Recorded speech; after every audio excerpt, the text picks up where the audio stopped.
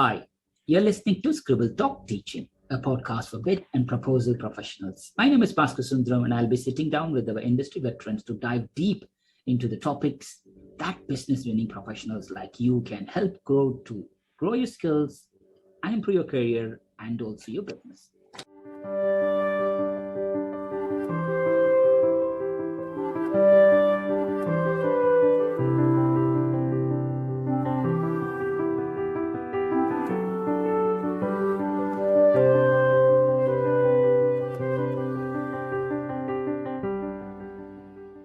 Today's guest is David Warley, and we'll be talking about the search for value and the challenge for project and proposal professionals. As you know, projects are justified by the benefits they promised and the values created. As proposal professionals, we are very, very familiar with the concept of value propositions, but often the procurement process itself can limit the scope for offering additional value. Is the way we run procurements getting in the way of maximizing value? In this podcast with Teaching with David, we will draw on his thinking from a portfolio and program management to suggest techniques that can be used in business case development to identify benefits and to justify value.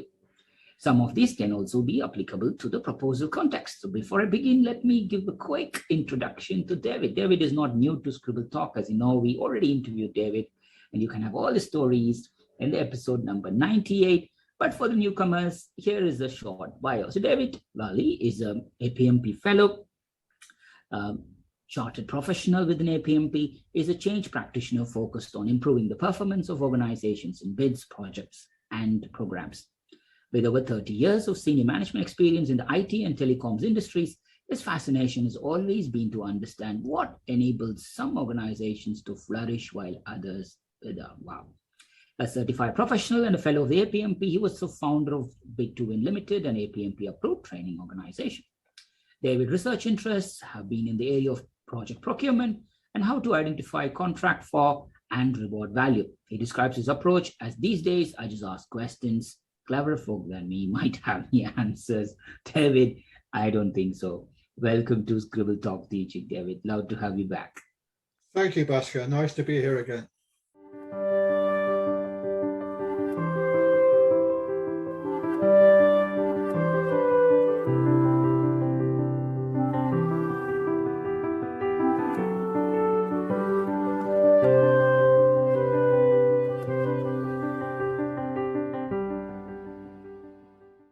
Value is a big concept. So talk us through, what is value, David? I'm going to pick something which was originally by Bill Clinton and directed at a wider audience, and I'll misquote him. He said, it's the economy, stupid. So it's the benefits. Projects are justified on the basis of the benefits, and benefits are what we talk about when we're putting together the business case. What occurs to me is that often in procurements, we seem to focus on the costs, i.e. that's our own costs and the price which the supplier is asking us. But the benefits, which is what has the value, have no upper bounds, whereas you can only reduce costs so far. So I'd like to get into a game where we can maximize the benefits. So roughly the formula I'm working with is value is the benefits minus the costs. So what that is saying is we need to be able to quantify those benefits both in financial and qualitative terms. And that's something which we'll be going into and looking at some models. So one of the formulas that which as proposal professionals will be taught about and be familiar with is a value proposition, and which I'll like to talk about in a minute. So value propositions are meant to link quantified benefits to the features of our offer. And I think anyone who's gone through the APMP certification process will have been introduced and be able to describe what value propositions are. So throughout this, a lot of what I'm talking will relate to things that happen very early in the capture process, but I will try to bring that back to things which we can use even when we're getting into the proposal phase later on. So with your permission, Bhaskar, I'd like to move ahead, and let's start with talking about value propositions. And please interrupt at any time and take questions, because my remit is I like to ask questions, sometimes dumb. No worries, David. Please do continue. As you rightly said, value is a deep concept, and you know what?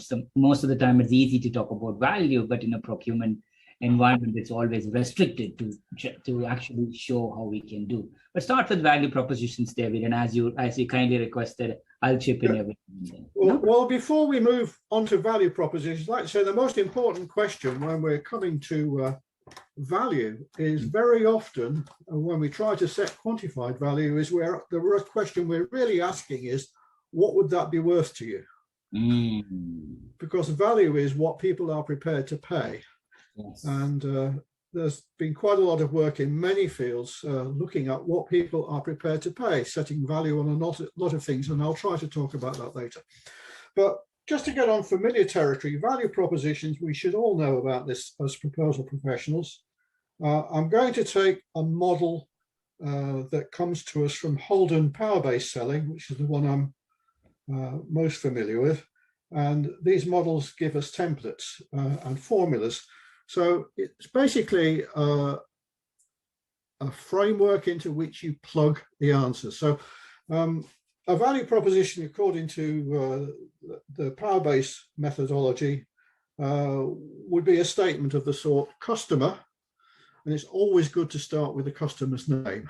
Okay, so the customer will achieve a specific outcome resulting in a quantified benefit, i.e. financial benefit, because of a unique feature of our offer for an investment of cost. And we will measure our delivery as follows, showing how you will prove once you've been contracted that you will actually be delivering the benefits promised.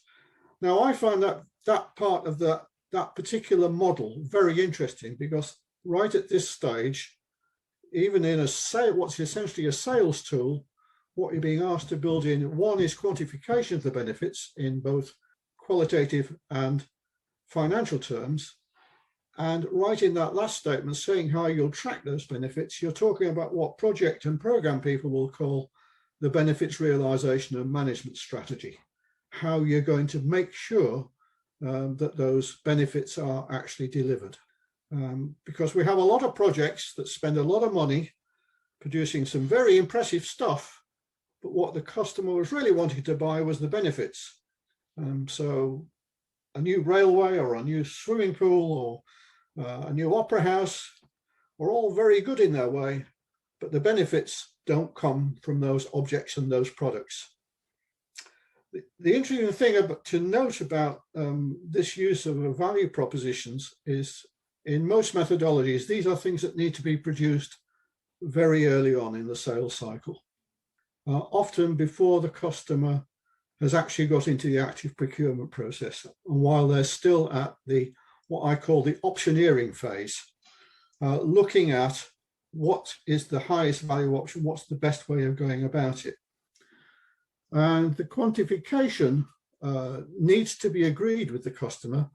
Otherwise, when you're making these benefit statements later on, they will not accept that you're offering the savings or the improvements or whatever benefit you're offering to them. So again, it comes from early engagement, knowing your customer and talking to the customer and getting to learn their language. For example, if you're talking to medical or health professionals, they will not tend to be very interested in questions like, how much can you reduce the cost of something? That doesn't turn them on at all. But in the health industry, they will be interested in health outcomes. And they've got quantitative measures for things like that, one of which is we call the QALY. I don't know whether it's UK specific. That stands for a quality adjusted life year. So they will actually they will measure the outcomes of health interventions in terms of how many additional quality just a years of life will be delivered by this particular intervention. And they will set a price on that. In the UK, that's, for instance, for those who are interested, that's worth about £64,000 for one extra life, that year of life. Wow. And I just used there something that just reminded me of something that I used to use quite a lot. In these conversations, one of the most powerful questions, and when you're asking this, what would that be worth to you? You should use the power of one. People don't believe in 3% and 0.4 of this and 0.4 of that, but they believe in things like one. So what would it be worth to win one more extra bid a year? What would it be worth to save one life due to fewer road accidents? So one is a very powerful selling tool that people tend to believe in and can relate to. So try and think when you're quantifying benefits, how you can bring this back to bring the power of one in your dialogue.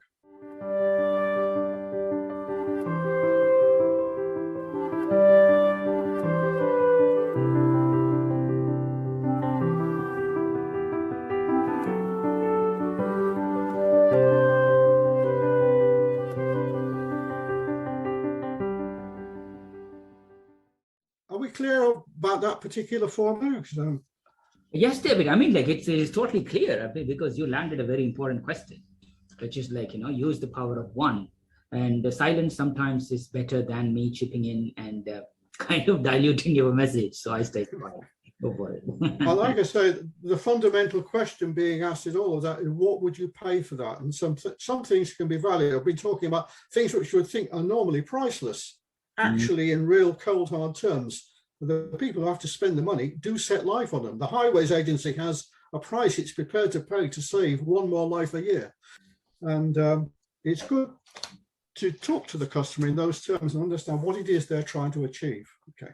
Now, as you know, I've not been actively practicing as a bid manager for some time, but I've been using my research interest, and I've been talking and trying to find people who are working in addressing this issue of how do we find the best projects that deliver the most value. And one of the guys I was privileged to work with was a guy called, attend one of his webinars, was a chap called Phil Driver of Open Strategies. And like I just said, projects don't deliver benefits, projects deliver what are called results. And Phil, in trying to come up with optimized strategies and choose the best programs and projects, came up with a model called PRUB, P-R-U-B. I'll explain what it stands for later. If you want to start, the B stands for benefits, obviously. And if you want to start at the back, it'd be B-U-R-P or BURP, but I will refer to it as the PRUB model. And PRUB model is basically this, that projects produce results. Those results are physical things, but they don't produce benefits. The benefits happen, which is when we start to get into benefits realization, when the results are handed over to the users and the users interact with the results. And it's that process of interaction and using the results which creates the benefits. So we need to focus in choosing any projects, not just in defining what the results are, the spec, as it were, but thinking about who the users will be and how they will interact with those project results and how those will create benefits. So that takes us into a whole area of stakeholder analysis and thinking about who will actually use this, how will they engage with it, what are the benefits that will result with that, and how could we quantify those as well, and how will we measure those? I mean, there are lots of ways of measuring. The simplest way of measuring things is to count them. How often will they interact with it? So the example that Phil used in his workshop a lot was,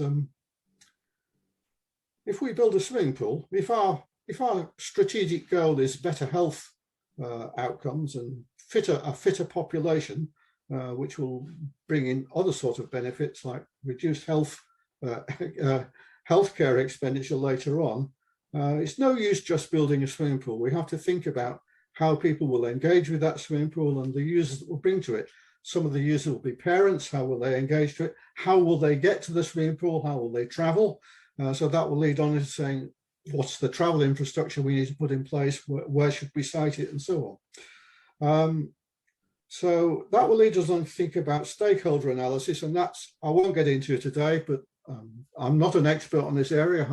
There are good places to go and look this up. But one thing that it would bring me into another tool, which before I move on, have we got any questions about prop thinking? No, I think the concept is very simple, David. I think we and you already shared the principles behind it. Let's just continue, please, David. Okay, so if you want to read more, go look up Open Strategies, and the guy at Phil Driver's website at the Open Strategies Organization is a good resource to start looking at a whole raft of basically management consulting and thinking tools. So I can recommend that site. So one of the things which that prompted me to think about, and though Phil didn't make this connection, is if we're going to talk about how users interact with the results of projects, that is taking us very naturally to a thing which I've called use cases. Use cases come to us from the world of Agile. And I'm indebted to my former colleague and still friend, I hope, Jennifer Stapleton, who is one of the world's leading authorities on Agile techniques, for giving me this framework for thinking about use cases. Again, it's a simple formula with blanks that you plug in. And a use case goes like this. And you put in now a role, as a user role, I want to do what specific thing in order to achieve what. Now, this is used for gathering how people want to interact with systems in the world of Agile development, but I think we can use the same model for thinking, how do users, what will they want to achieve for themselves? And then how would they therefore need to interact with the benefit? So it provides a way of thinking that will lead us to thinking how the results will lead to benefits. That will link us back into the stakeholder analysis that we've done. And because we're now talking about how a user interacts with the products, I can see that that would allow us in the proposal stage to even think about, we could create some great graphics around this, because graphics will show the specific instance of how a user will interact with the system to achieve a specific objective. So again, the use case framework, as a role name, I want to do what specific function in order to achieve what objective. And these are all thinking tools which I think would be useful not only in the early capture phase, but to develop things which would help us as proposal professionals prove and demonstrate what it is we're talking to. Very useful, David.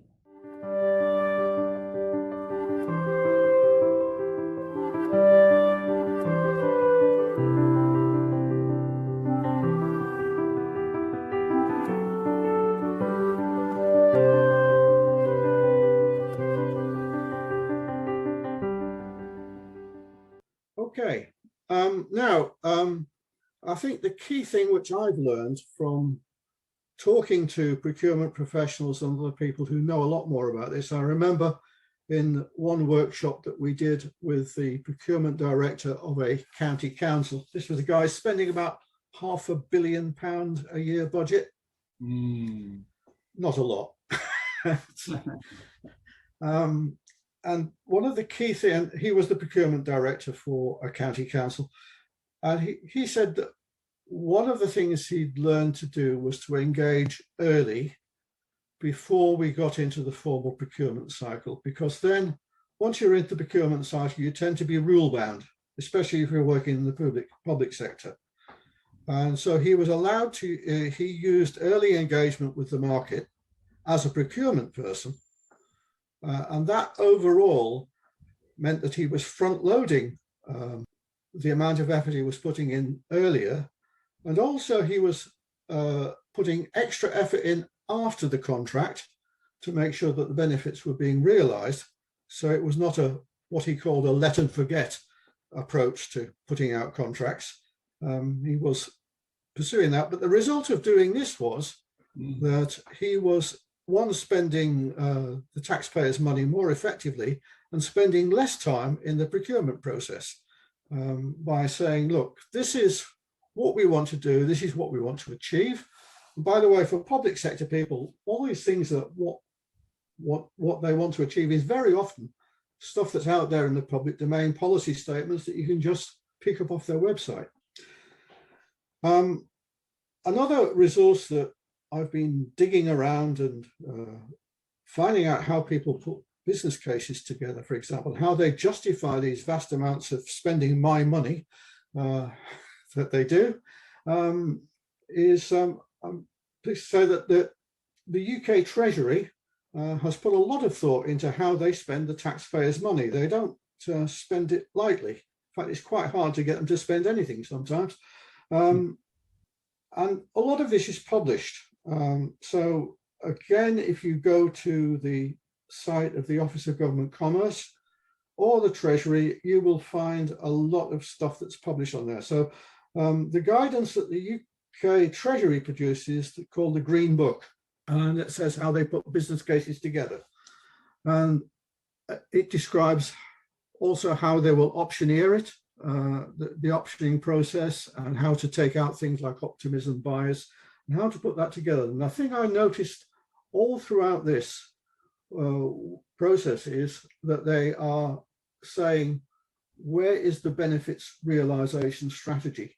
So at the time you become to the full business case, which full business case, by the way, in government terms, is not developed until the proposals are in and the final bidders' prices are all understood. So the benefits realization strategy has to be there throughout, both at the strategic business case, the outline business case, and the full business case, which is the gate 3 decision. So I'm pleased to see that that's being built in. And so if you want, readers want to go off and do some research, you could do worse than spend some time on the either the Infrastructure Projects Authority or the old OGC website. So just Google Green Book and you will be able to access these and download them, all paid for by UK taxpayers like me. There are incidentally lots of other books. If you really want to be a rocket scientist on this, you can have a look at the Magenta book, which is all about evaluation of programs and alternatives, full of statistical techniques, and the Aqua book, which is about analysis of options, which is kind of what they do before they start programs. But this will come with a word of caution to all of these. Don't turn yourself into a walking textbook. I certainly wouldn't try to explain any of the techniques that are described in the Magenta and Aqua books.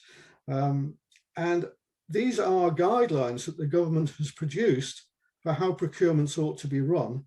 They are just that, guidelines. It is sad to say that my experience is that the guidelines are more observed in the breach than in how they're followed. So this is mainly a description of what should be happening. I mean, I have a colleague who teaches how to prepare business cases according to the Green Book, and he says he either has on his courses consultants who want to get business from the government preparing business cases, or civil servants who want to get the stuff through the gates in the first place. So people have been taught how to go through the gates. So be careful, but at least look at and read and understand the language that the government is using. Now, private sector go through all of these as well, and they put together business cases, so just a bit less formal about it. Now, what I found interesting is the way that in the Green Book, particularly benefits are classified, which is again a useful model. There are cash releasing benefits. This is where you can do the same thing for less money or for more income. There are financial but not cash releasing. This is something where you simply become more efficient. And there are quantified but non-financial benefits and qualitative benefits, just getting better at doing something. And again, I think the question to ask behind all of this is, how much would that be worth to you? One of the things I saw was a small video, which was just a sales promotion for a business case development tool, where a salesman's having a conversation in which the financial director is promised. One of the side benefits of the tool that they're offering to the client is reduced outstanding invoice time. Invoice days may be worth a certain amount of money. This is where the financial director dives in and says, well, that will be worth this to us. Instantly, the value of the system that the user has bought into has gone up by more than the asking price of what the vendor was asking for the system. That's fine. So what I asked my clever colleagues is, how do we contract? How do we make the pie bigger? And how do we record and contract with people, with vendors, to reward them for the benefits that they're bringing? So those are the questions I'm trying to answer at the moment. I'm in the middle, and I have promised my colleagues that I will edit and produce a working paper on this, based on the outputs of a workshop we ran a couple of years before COVID set in and knocked all of our work sideways. A lot of good thinking around models that could be used there to engage early in the buying process, and then contract were there. What we're missing is active case studies. So if any users, anyone listening to this podcast, has actually got experience of working either as a bidder or as a buyer in this, I would please, if you would contact me, please let me know what your experience of working in this area is, and we will try to get those case studies referred to in the paper. Our focus is obviously UK, but we can still, I mean, the UK is, we're working in global Britain now, so we can do it. So that's what I'm trying to do. These are the questions I'm asking. The last time I asked this question, the question was in this form: wouldn't it be nice if all of the benefits that were identified in the business case were somehow linked into the procurement and therefore turned up in the contract? And the then chairman of the Contracts and Procurement Group replied to my email and said, yes, yes, yes, yes. So that's the area where we're working now. And the really big question I'd like to get onto later is how we can make this bigger. So I don't know whether that's raised any questions in your mind, Bhaskar. Sure.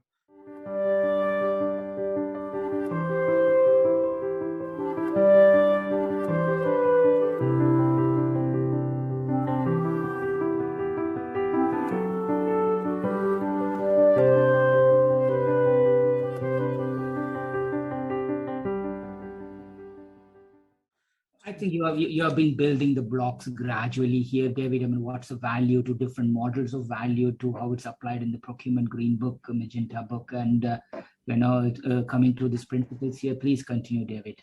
Definitely great talk.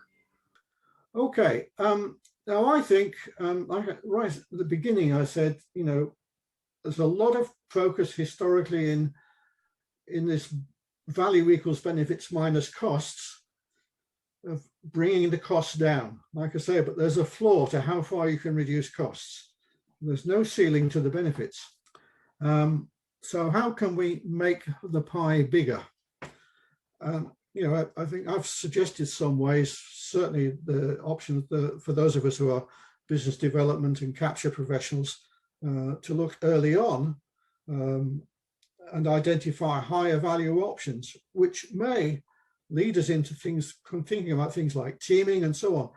No one vendor has the best solution to a problem, but maybe the market could come up with better solutions. So I don't know whose job it is Should the user, the buyer, start putting together consortiums and teaming, or should we be looking early in this process to say, how can we bring the most value to this customer?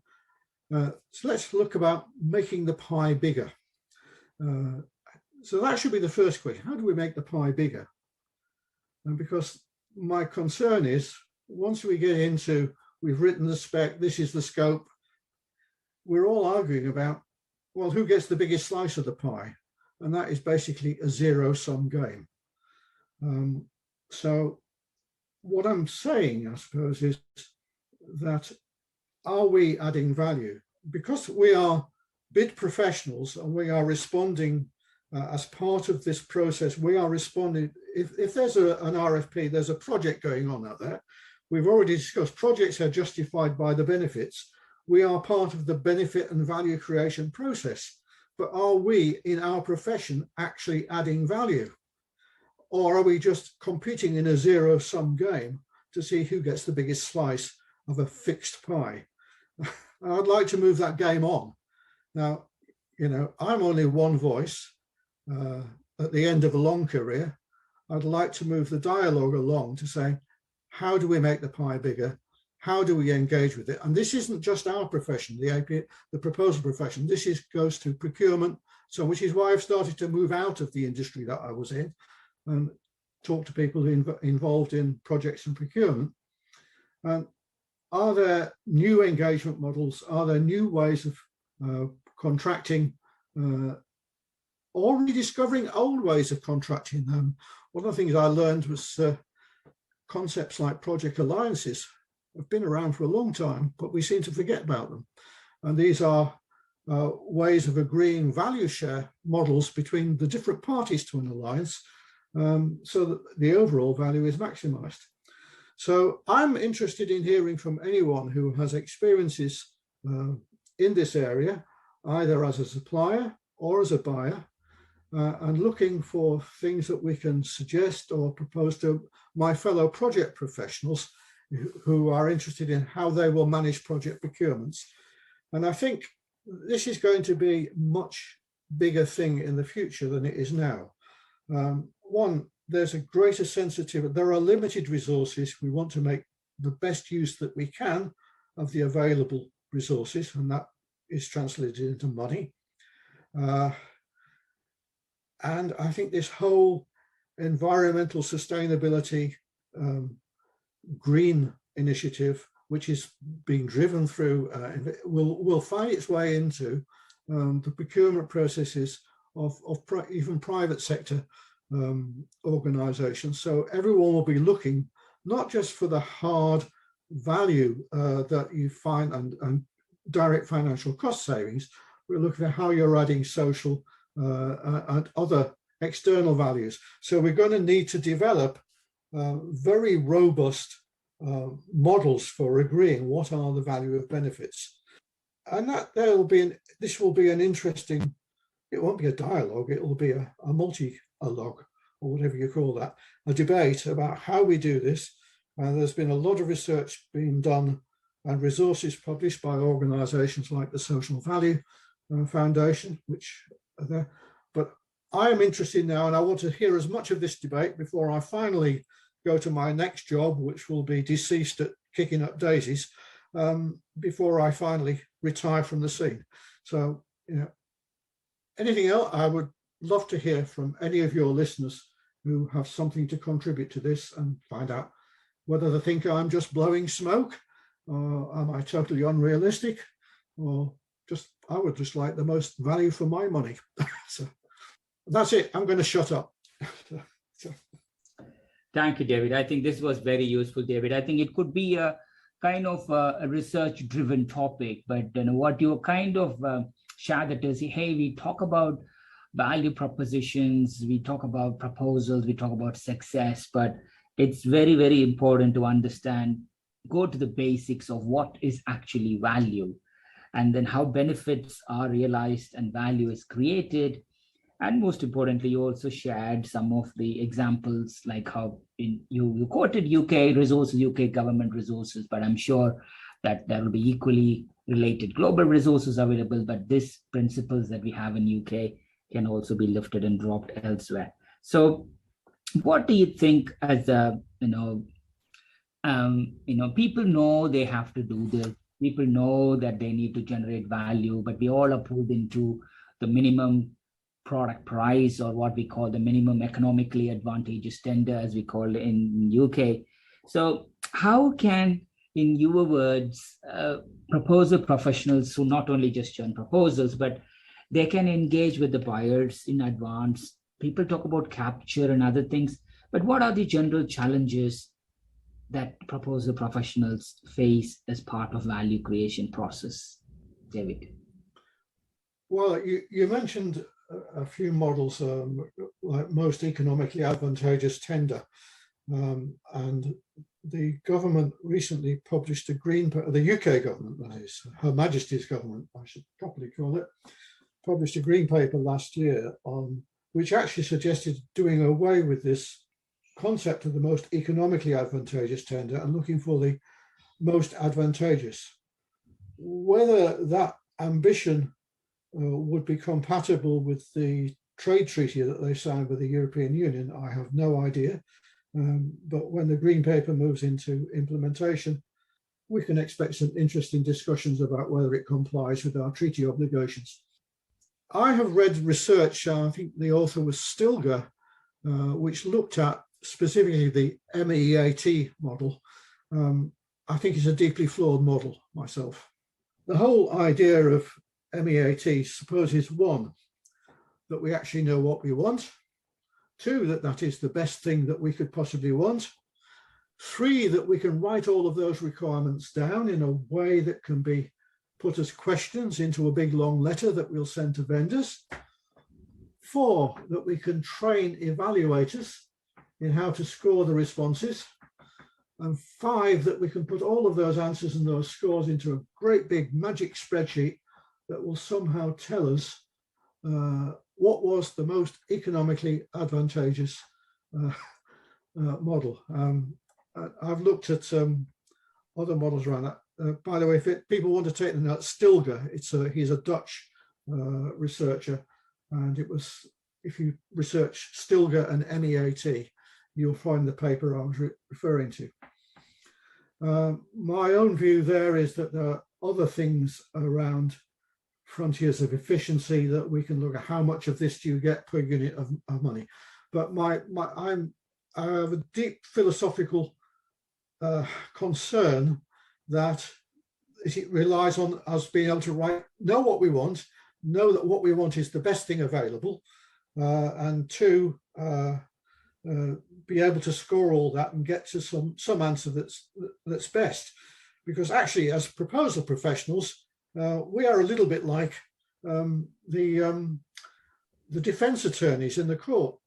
In a way, we don't really care about justice. What we're aiming for is due process. You don't get justice in a court of law, you get due process. And so we, as attorneys for the defense, are saying, no, our client is offering the best value. We're not actually taking a professional view that, oh, it's not our job to go out there and say, oh, well, it could have been someone else who did it, or we don't have to help the prosecutor find who actually done it. We just have to say it wasn't our client. So diverting that. So what I think the challenge is how do we engage in early market terms and have those sort of open dialogues, maybe with multiple vendors? How do we front load that buying process to identify potential vendors, and maybe even creating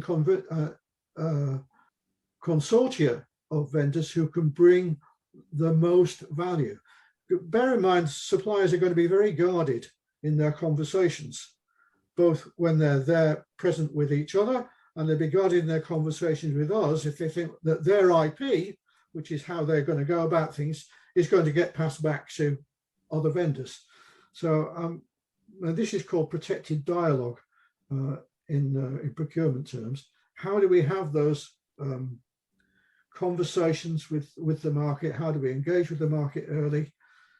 How do we then take this through a process which is seen to be open and fair, and avoid all the things for which we're still into cronyism, and how can we convince bidders that they're going to be fairly dealt with, and how do we protect everyone's IP in that process?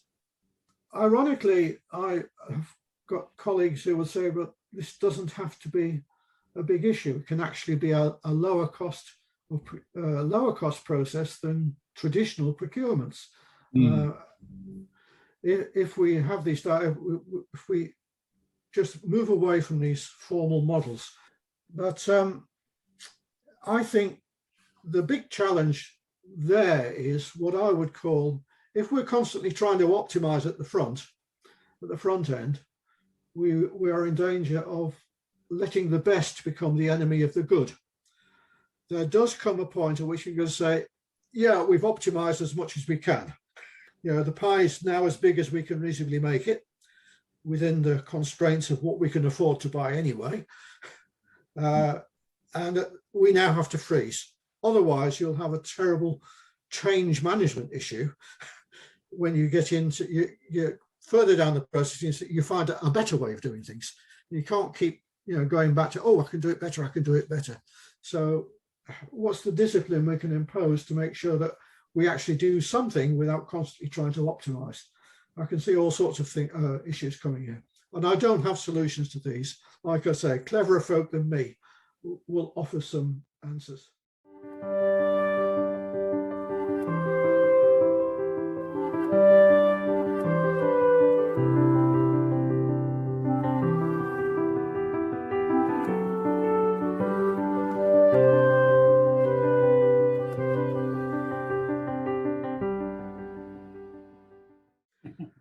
Definitely, David. I think this talk, what it reemphasizes, I think time and time again, we talk about value propositions within the proposal world. I think it's important for us to take the concept of generating value and educate, or at least, reinvest it back to the procurement community so that they know how, this is how the value will be generated. So let them reshape the procurement for us to enable so that we could write about value propositions.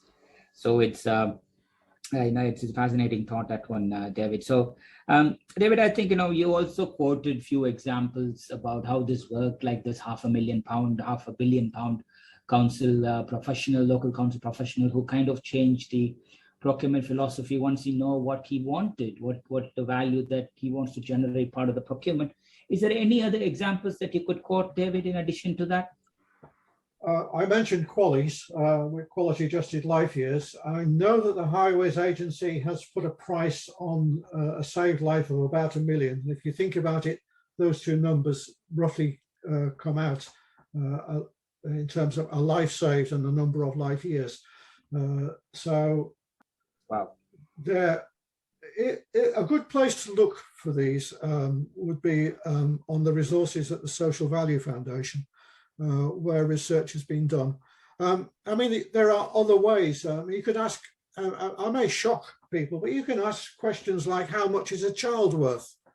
And then the research, you start to go, well, let's make it not how much is a child worth, but you can look at how much people are prepared to pay for fertility treatment. And that is setting a value on the price of having a child. Or how much is a child's education worth? Well, you can go back, that's saying, well, how much will people spend to send their kids to private school as opposed to the state schools that we have here? So there are lots of ways of looking at how people value things in terms of the real hard cash. But then your demographic, of course, is the people who have got those cash. I have got absolutely no doubt that a child is worth as much to someone like someone on a low income as it is to prosperous middle class people. It's just that the people with the money are prepared to spend more because they've got more. So.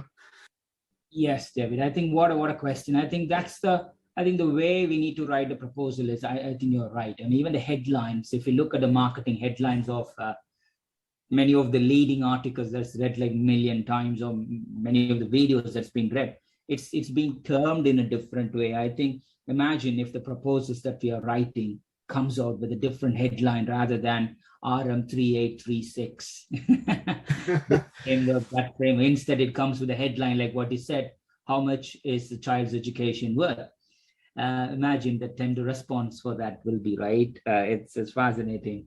I think going back and then last few questions, David, I mean, like, so you have worked on both sides. On the procurement side, you also worked on the program side, you also work on the proposal side.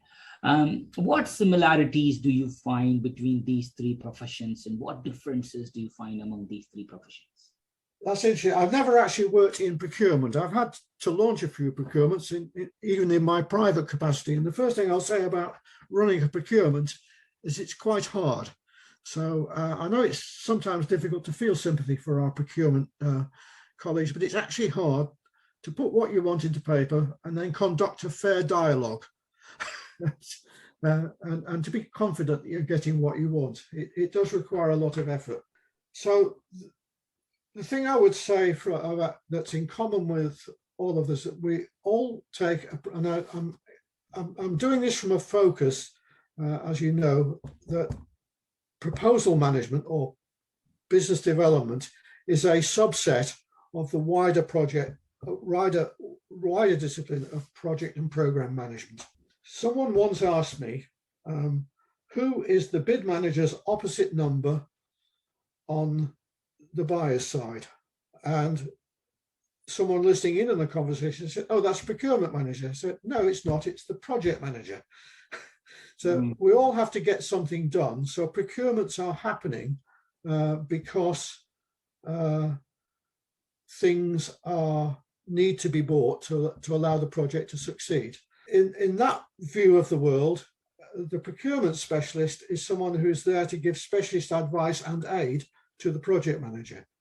The proposal specialist is there to give specialist advice and aid to the bidder in producing the most persuasive and the most the highest value offer to do it.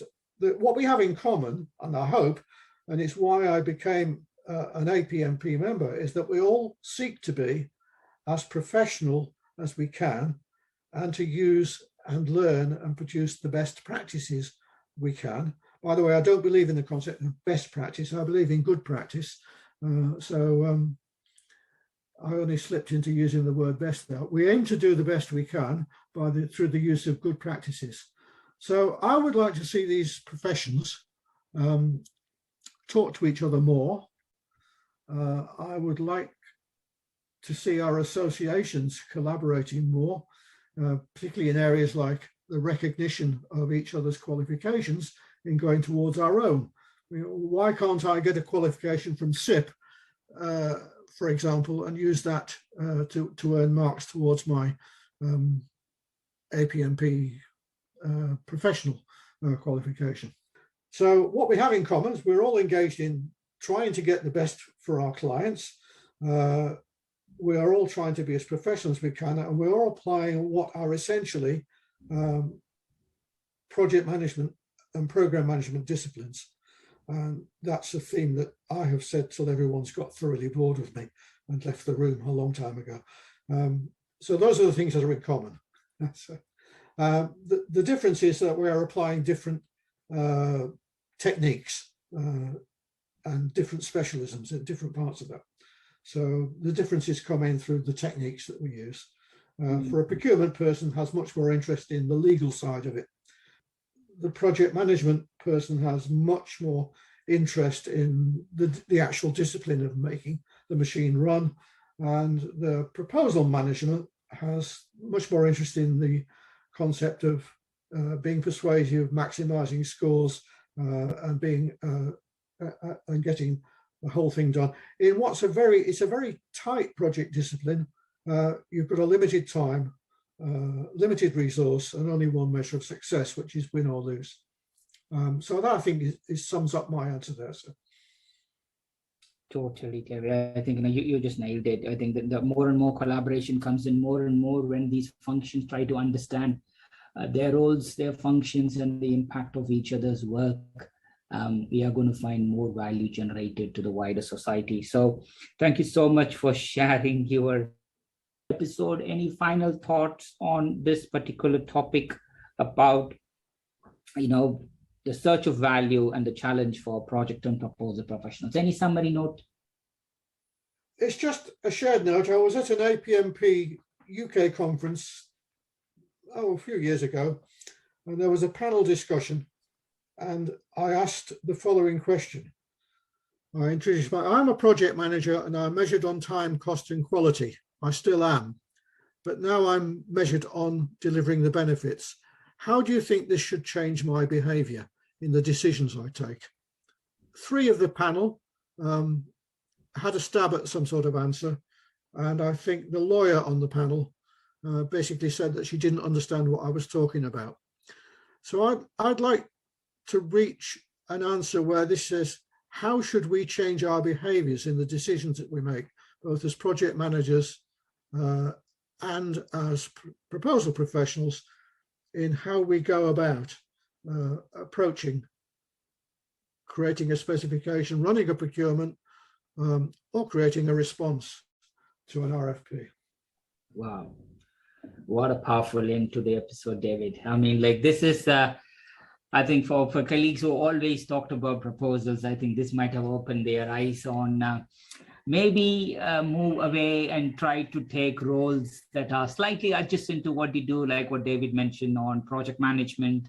Maybe procurement could be legally oriented, but why not?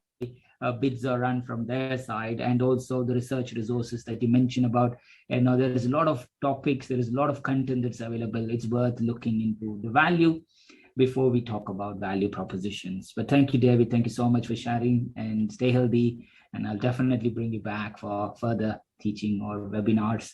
Until then, take good care. Lots of love to you and your family. It's been a pleasure, Pascal. Take care now. To our listeners, thank you so much for tuning in. Please visit batchyscribble.com/podcast to listen to this episode and check out any of our other previously recorded episodes. If you've enjoyed today's interview, don't forget to subscribe, review, and share the Scribble Talk podcast. We hope you'll check out our next episode where we interview another industry expert and special guest. Until then, it's Ashley Kays, Bhaskar Sundaram, signing off.